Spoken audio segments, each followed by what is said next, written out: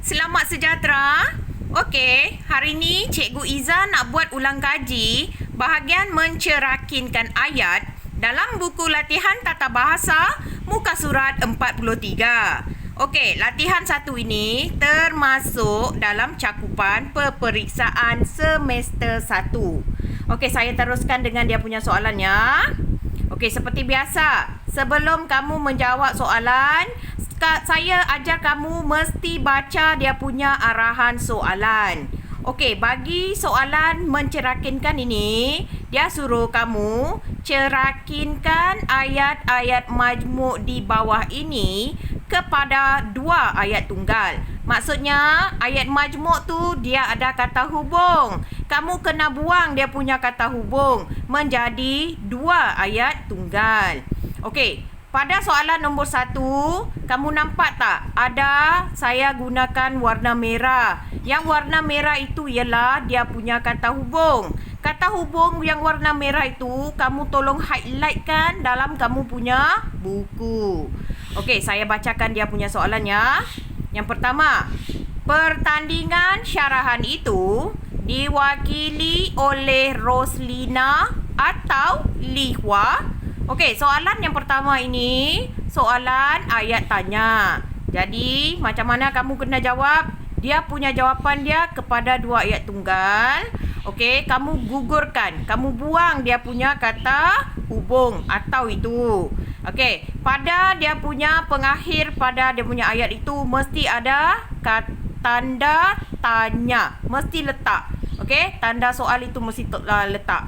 Okey, jawapan dia. Pertandingan syarahan itu diwakili oleh Roslina.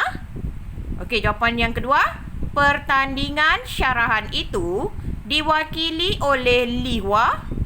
Okey, boleh ha? Okey, senang kan? Semua yang pertama ambil. Lepas itu, yang kedua, yang depan ambil tukar nama saja. Okey, yang kedua.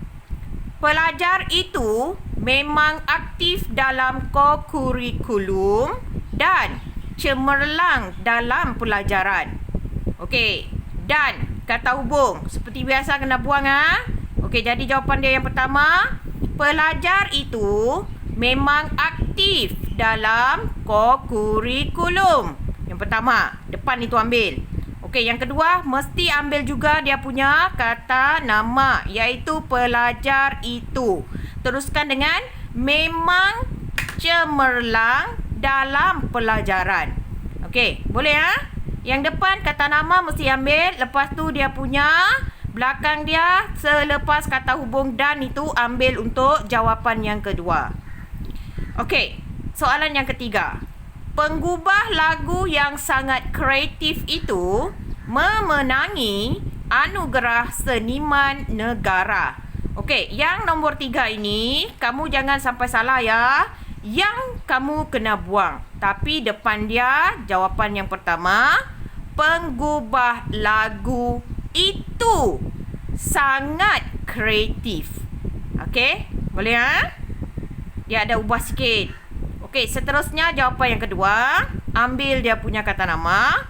Penggubah lagu itu memenangi anugerah seniman negara. Boleh ha? 1, 2, 3. Jawapan mesti sama. Okey, yang dia punya kata hubung highlight supaya kamu tak tertulis dalam jawapan kamu. Saya teruskan dengan soalan yang keempat. Susan datang lewat ke sekolah kerana bas yang dinaikinya rosak di tengah jalan. Okey, jadi jawapan yang pertama, Susan datang lewat ke sekolah. Jawapan yang kedua, ambil seluruh belakang terus tulis untuk jawapan yang kedua. Bas yang dinaikinya rosak di tengah jalan. Kalau awak tanya saya, cikgu kenapa tak ambil Susan? Buat apa? Bas yang dinaiki rosak, bukannya Susan yang rosak. Okey, itu bezanya. Jawapan ini saya sudah lama bagi. Ini sebagai ulang kaji untuk kamu peperiksaan. Okey, nombor 5. Encik Kamal tidak akan pulang selagi kerja-kerjanya belum selesai. Okey, nampak tak? Nah, Encik Kamal tidak akan pulang. Yang kedua, kerja-kerjanya belum selesai. Yang ini tak perlu awak nak tulis Encik Kamal balik semula. Yang belum selesai lagi kerja-kerjanya. Okey, boleh Okey, yang keenam. Para nelayan telah turun ke laut untuk mencari rezeki. Okey, jawapan yang pertama. Para nelayan telah turun ke laut. Yang kedua, para nelayan mencari rezeki. Yang ini mesti kena tulis lah. Kalau tidak, siapa yang mencari rezeki? Tiba-tiba kamu tulis mencari rezeki, salah. Mesti tulis dia punya kata nama. Okey, nombor 7. Banyak orang yang hadir dalam perjumpaan itu untuk membincangkan masalah keselamatan kampung. Okey, yang ini. Tengok Yang pertama, jawapannya banyak orang yang hadir dalam perjumpaan itu. Jawapan yang kedua, awak gunakan kata ganti nama diri mereka. Baru kamu tulis dia punya yang belakangnya. Membincangkan masalah keselamatan kampung. Boleh Mudah bukan? Okey, yang ke-8. Pengadil itu meniup whistle apabila pemain melakukan kekasaran. Ini pun senang. Depan ambil depan, belakang terus tulis. Pengadil itu meniup whistle. Yang kedua, ambil saja. Pemain melakukan kekasaran. Mudah bukan? Senang kan? Okey. Nombor 9. Abang Saleh belajar di Universiti Malaya atau Universiti Kebangsaan Malaysia? Ini sama dengan soalan nombor 1. Dia ada tanda soal. Mesti tulis. Tak tulis, kamu punya jawapan boleh jadi salah. Sebab dia itu ialah kata ayat tanya. Mesti ada tanda soal. Okey, nombor 1.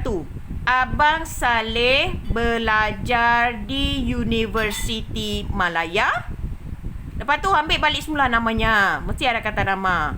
Abang Saleh belajar di Universiti Kebangsaan Malaysia. Mesti macam tu Okey, dan yang ke-10. Puan Aisyah terjelepuk apabila mendapat berita tentang anaknya ditangkap polis. Okey, apa maksud terjelepuk? Terjelepuk tu dia tiba-tiba macam nak jatuh.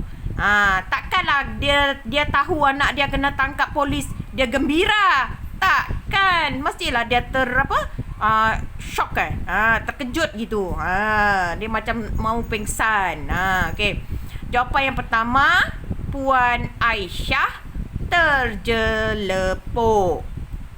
Yang ini pun. Yang kedua mesti kata ganti nama diri. Dia mendapat berita tentang anaknya ditangkap polis. Okey, senang kan? Ini sebagai ulang kaji Ingat Okey, terima kasih.